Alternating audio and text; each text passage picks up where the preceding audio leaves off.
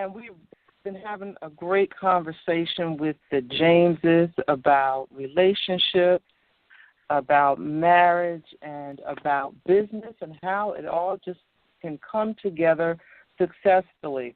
So tell us a little bit about, you all have a webinar, I believe, coming up in January. Tell the audience about that. Mm-hmm. Well, basically, just being in Atlanta, we try to be like, on the scene and just in the community. So we started doing events. And then while we was posting online, so many people were like, well, when do you come to my city? Or, oh, I wish it was here, this, that, and the third. So we decided, why don't we put on an event that, anybody in the world can basically enjoy. So we decided to put together like a relationship empowerment webinar just to give people tips and some of the rules from my book, personal experience. We also have like another guest speaker. She'll be speaking on intimacy. She's her name is Cassandra Park. She's a relationship intimacy coach. So we basically So we basically wanted to just incorporate just things that couples should keep in mind, and a few preventive measures as far as like arguments and separation, divorce, and things like that. Because there are a lot of young Black married people out there, and it's really especially from them because it's from our experience. Wow. That's huge. Tell me a little bit about the DM diary episodes. Is that what you were talking about earlier about the right? The interview? Our podcast is 100% written, is 100% anonymous. Those are like real people that send us DMs. They have questions about certain issues they go through in their relationship. So we have them call up and we just try to give them advice and help them, I guess, see their way through it. I guess it's easy to take advice from somebody that's not in your situation, that don't know you, and you just tell them what's going on. Yeah, and they can just give you an opinion. Just anonymous, kind of generic.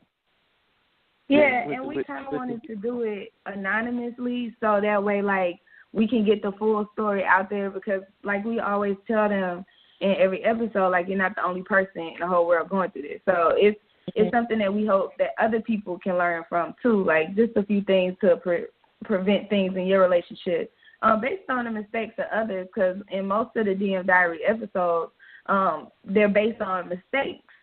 That one night where, the husband decided that he wanted to go out with his friends and get drunk, and next thing you know, he has a child, a 1-year-old that he's been keeping away from his wife. So, it definitely varies in the situation, but it's something we hope other people can learn from. Can a marriage heal or come back from that type of situation? And if so, how do you all feel that can occur? Because in those kind of situations, you really only have two options. You can either deal with it and stay, or you can leave. It's really no in between. If you decide to stay, you don't need to mention it no more. Definitely the other person needs to stop. But it's not. I don't think it's something. It's something you need to talk about one time, get it out, and leave it alone. Just move forward if you decide. And I think that's huge. That's huge right there, because like you said, if you're going to decide to stay, and I've heard this before. If you're going to decide to stay, if you got to hash it out, you got to take a day to hash it out, 2 days, whatever it is. But once you're done, you're done. It doesn't come up a week later, a month later, a year later when you ticked off about something and you bring it up. So that really has to be a conscious decision, I think. Wouldn't you say that if they're gonna stay, they gotta let it go?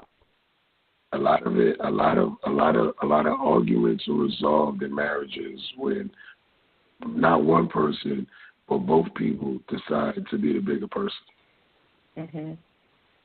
Wow. And that's really important, because in most of the situations, it was like I could tell you one situation in particular where you know, the wife had found out that the husband was cheating, but the wife was cheating too. So when they had the conversation, they didn't know who cheated first or who cheated with who or how many people. They knew nothing. They just knew that, okay, you was cheating, I was cheating. We caught each other. But how do we, and her question for us was, how do we move on from there?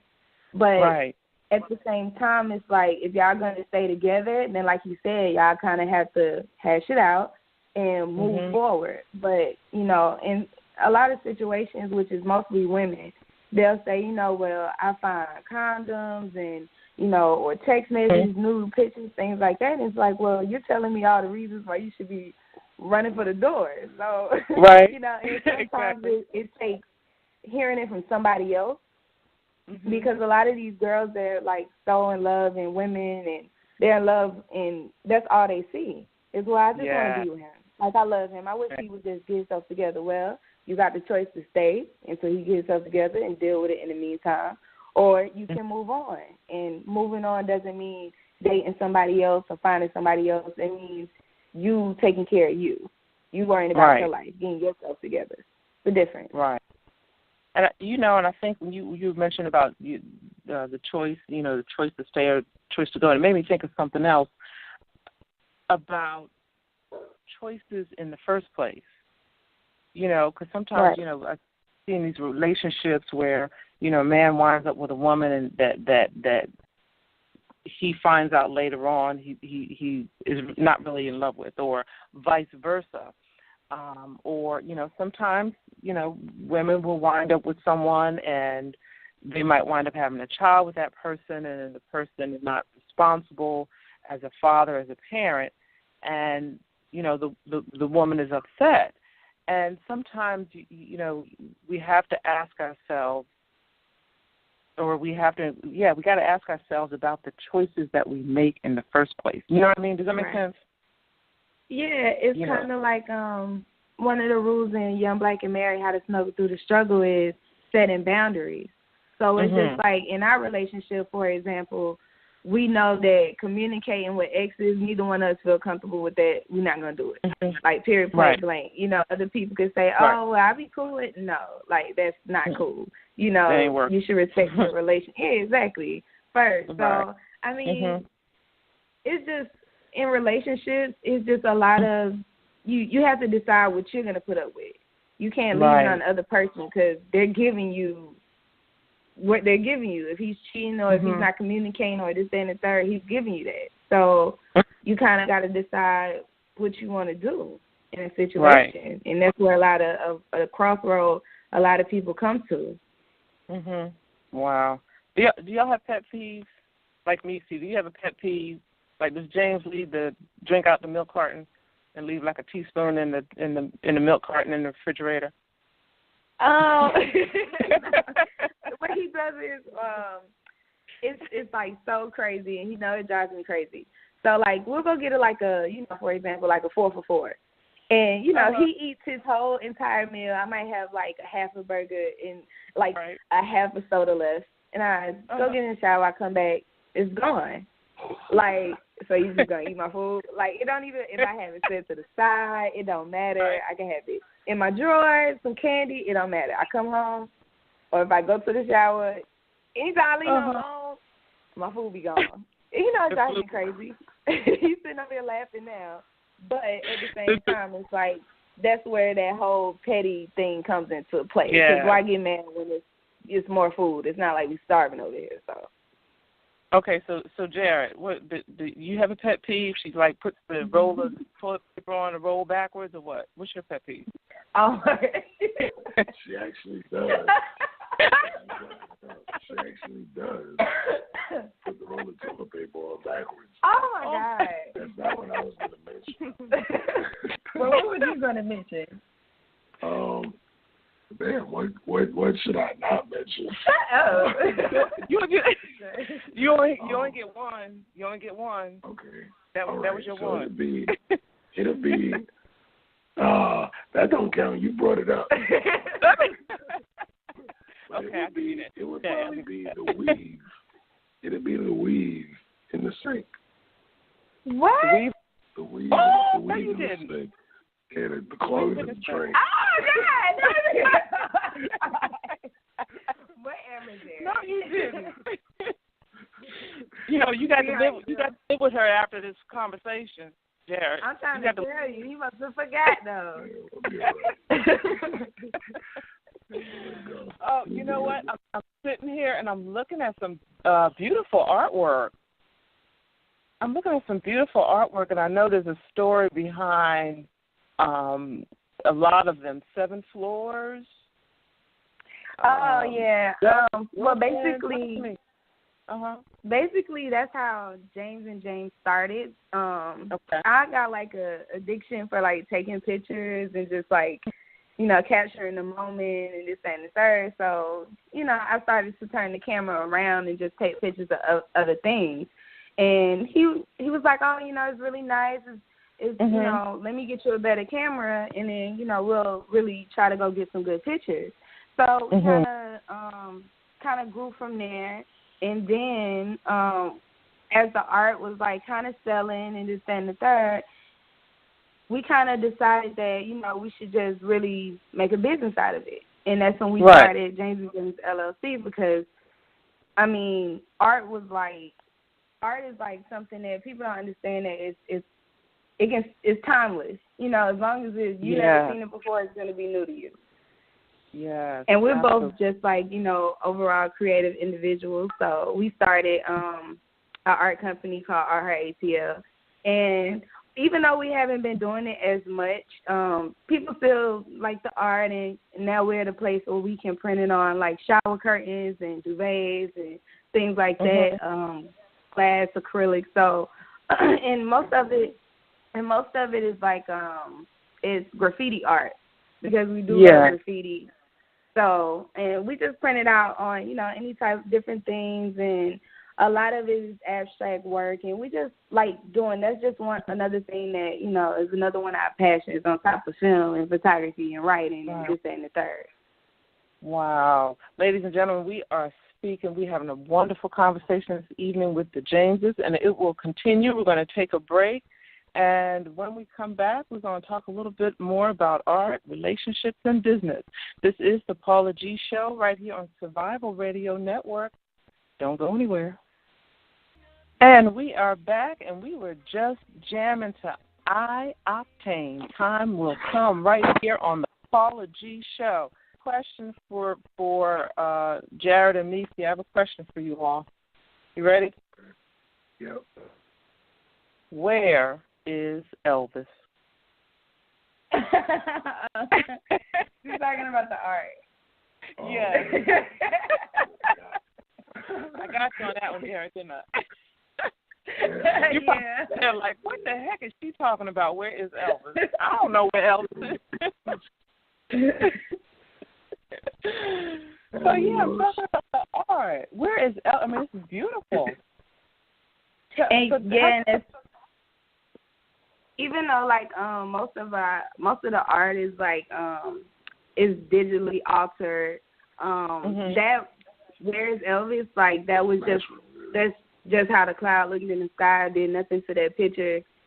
That's just how it looks. And then it's interesting when people view it, and it's kind of like a conversation piece.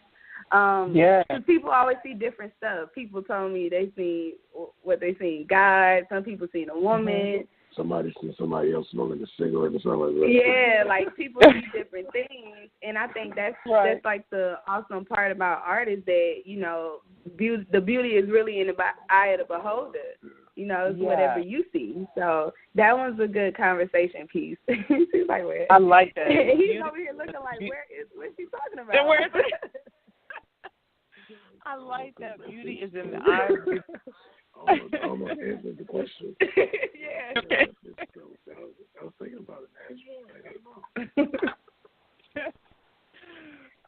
And your website is www.youngblackandmarried.net. That's www.youngblackandmarried.net, and it just the home base for a little bit of everything. What you say in regard to what you all do and the different businesses and so forth that you have. Do you have a a piece, I won't say a favorite piece because I know you have a lot of pieces that speak to you, but is there one particular piece that has a story behind it that is especially dear to you? The one that you mentioned, the seventh floor. I mean, I don't know how appropriate the story is, but since you asked, that the seventh floor, that's in the hallway of the building that I grew up in. That's where, like, me and my friends used to hang out at when I was younger. And it was a special piece. Yeah. Yes, you know, those youth memories, you know, sometimes we have something that we hold near and dear, or we have something that sometimes is a constant reminder of what we don't want to go back to, or a constant reminder of where we came from, or what have you. So, you know, a lot of times I hear that a lot of times where we're talking about artwork or even music, how it's a reflection for that person, and it speaks to that person, you know, and, you know, in a different way. So, do you all have any other events coming up that you want to share with the audience? We have another book coming out. The third installment to Young, Black, and Married. This was going to be a date idea book with pretty much the compilation. Yeah, it's like between free and inexpensive date ideas that anybody could do. Yeah, that you can do inside, outside, you know, for a long period of time, for a short period of time. We just mixed it up because people always ask us, like, what's our secret to really having a good marriage, and that's kind of what it is that since the day that me and Jared met, well, the day that we met, it was 4th of July, and then we went out on our first date a couple of days later, and ever since that day, we've been together until I went to school, you know, went to finish up college for the last for a couple months, and then I was right back at home, but we've been together, like, in a relationship ever since our first date. So I think the fact that, you know, we got into a relationship and we were serious about it, it kind of sparked something in us to keep going. And through building a business together, we've been able to spend quality time, learn more about each other, teach each other, learn from each other. And that's kind of what you can do in a sense of love with the date night idea book, which he put together. And some of the dates in the book are things that we do and some that we've yet to experience. And the whole goal is really to get couples back to spending quality time, because that'll be one of the things that we discussed in our relationship empowerment webinar, is the importance of actually spending time together, because you will avoid so many issues, because you have time to communicate. Any type of grief you got, you know, any type of problems or whatever, you can get it all out. So that's really what the third book is about, which I think he's excited about it. Yeah. Wow. So now we've got about 5 minutes or so left. I just want to make sure we get this information in. Share with the audience how they can reach out and purchase the books, or if they need to sign up for any of your webinars, events, and so forth.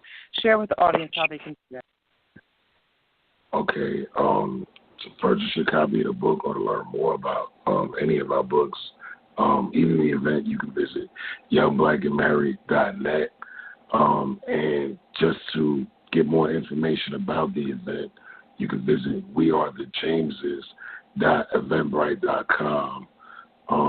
You can subscribe to our YouTube channel, We Are the Jameses, and we're on all social media platforms at We Are the Jameses.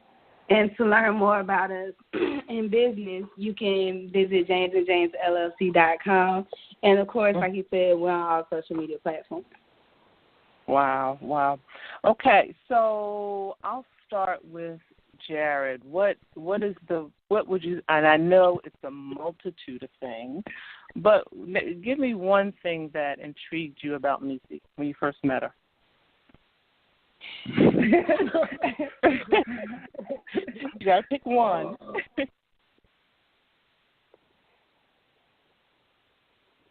decisions. You might as well just be honest. Yeah, but. Oh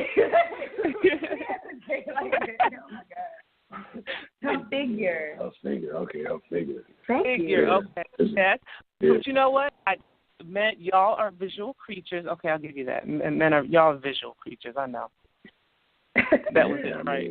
That was it. Yeah, and I thought that it's like a physical attraction. It's the first thing. The initial thing is you intrigued. That captured your attention. What kept you intrigued? I guess what she stood for.